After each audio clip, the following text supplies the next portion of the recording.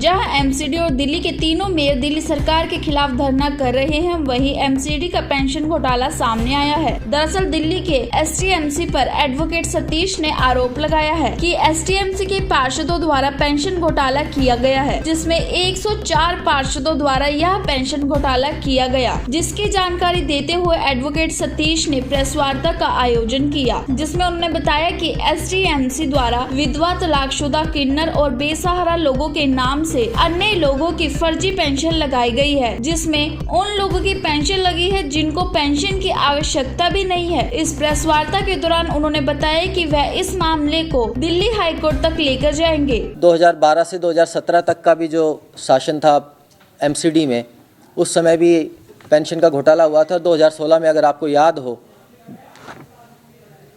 आम आदमी पार्टी ने सीबीआई की मांग की थी और विजेंद्र गुप्ता और उनकी मिसेस का नाम आया था, नांगलोई की पार्षद का भी उसमें नाम आया था, और उसमें अभी रिसेंटली एक एफआईआर भी लॉन्च हुई है। तो उसी श्रृंखला में आगे बढ़ते हुए एसडीएमसी में भी जो 104 पार्षद हैं, तो वहाँ पे भी ये सेम मुद्दा, सेम भ्रष्टाचार, सेम घोटाला निकल के सामने आया है। तो ये जो इन्वेस्टिगेशन हमारी चल रही थी, ये 2018 से चल रही थी। इसमें हमने पहले 1 वार्ड का निकाला, फिर 2 वार्ड का निकाला, फिर 3 वार्ड का निकाला। इस तरीके 6-7 वार्ड में निकाल के ये पूरा प्रूव हो गया कि ये जो पेंशन या जो फाइनेंशियल असिस्टेंस जो दी जा रही है एमसीडी के द्वारा लोगों को, इसमें पूरा इनएलिजिबल लोगों को दी जा रही है। तो ये घोटाला है। अब सबसे पहले तो आपको पॉलिसी पता होनी चाहिए कि पॉलिसी थी क्या और इसमें घोटाला है किस प्रकार का।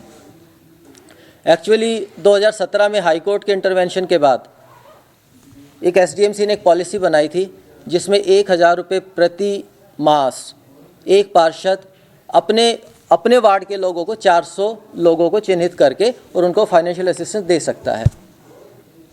उसमें मेन कैटेगरीज थी डेस्टिट्यूट, विडो, डाइवर्सी, ऑर्फन, किन्नर और सीरियस इलनेस वाले लोग।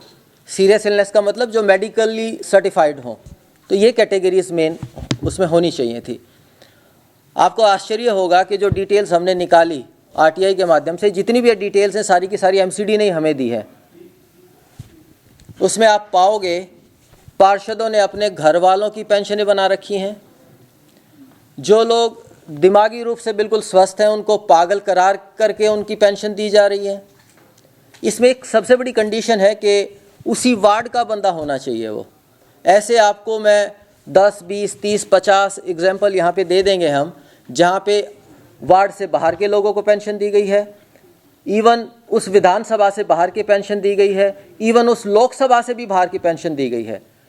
फॉर एग्जाम्पल, अगर कोई सागरपुर या मंगलापुरी का पार्षद है, वो महरौली में पेंशनें बना रहा है, वो नजफगढ़ में पेंशनें बना रहा है, तो इस तरीके का है कि ये जो टैक्स पेयर्स का जो पैसा है, इसका सीधा सा दुरुपयोग इस पूरी पॉलिसी में देखने को मिला है।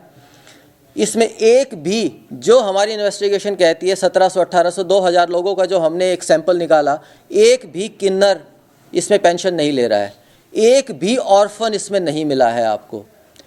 कुछ वार्ड्स में ऐसा है जहाँ पे विडो डाइवर्सी हैं, लेकिन कुछ वार्ड में नहीं है।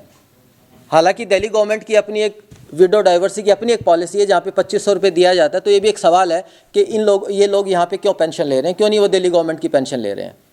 तो ये इन्वेस्टिगेशन हुई, इसमें खुद पार्षद आश्चर्यचकित रह गए। ये पूरी जब आप स्टोरी जानेंगे तो उन पार्षदों ने हमें कहा कि हम खुद आश्चर्यचकित हैं कि हमारे वार्ड से बाहर की पेंशन कैसे चली गई। इसका मतलब उन्हें कुछ पता ही नहीं था। तो इन टोटलिटी ये है कि इन पार्षदों को ना इस पॉलिसी का पता, ये पॉलिसी थी क्या, कैसे इसका क्रियान्वयन हुआ, और इसमें मेनली जो लेजिस्लेचर इसको हम कहें, जो हाउस है और या जो पार्षद हैं, वो पूरी तरीके से इस पॉलिसी को लेकर फेल हो चुके हैं। फॉर्म है, ये आप देख लीजिए। ये फॉर्म खुद कह रहा है घर का प्रकार पक्का, घर और राशन कार्ड का प्रकार एपीएल। एपीएल का मतलब अबोव पॉवर्टी लाइन। ये खुद कह रहा है, फॉर्म कह रहा है, हम नहीं कह रहे हैं। ये इस बंदे ने खुद ये डिक्लेयर किया है कि मैं अबोव पॉवर्टी लाइन हूं, और उस फॉर्म को फिर साइन किया जाता है पार्षद के द्वारा, और उसके नीचे सैनिटरी इंस्पेक्टर के द्वारा।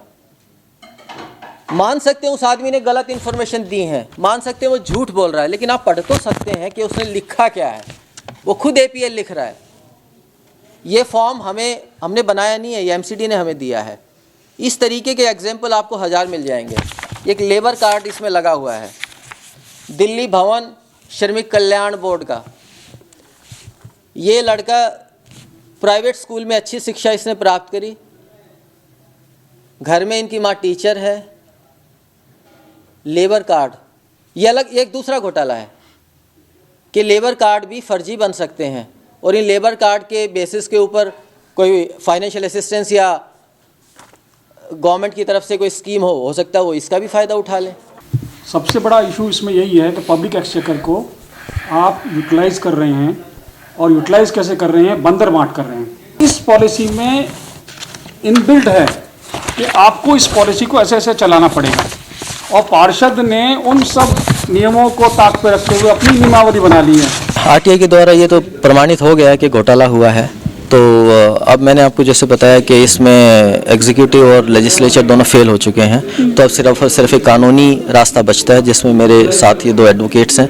तो हम इसको हाई कोर्ट में PIL के माध्यम से इस मुद्दे को उठा रहे हैं, और इसको लोकायुक्त में भी जो पार्षद इसमें पाया जाएगा तो इंडिविजुअली हम उन पार्षदों के खिलाफ भी कार्रवाई की मांग करेंगे। हम हाई कोर्ट भी जा रहे हैं पब्लिक इंटरेस्ट लिटिगेशन के माध्यम से।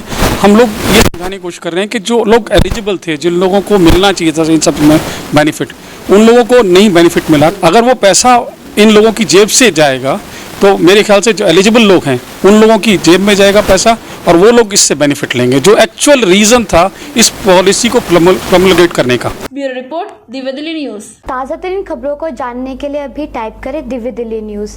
नीचे दिए गए सब्सक्राइब बटन को दबाएं और नोटिफिकेशन के लिए दिए गए बेल आइकन को क्लिक करें। हमारे वीडियोस को लाइक, शेयर और कमेंट करना ना भूलें।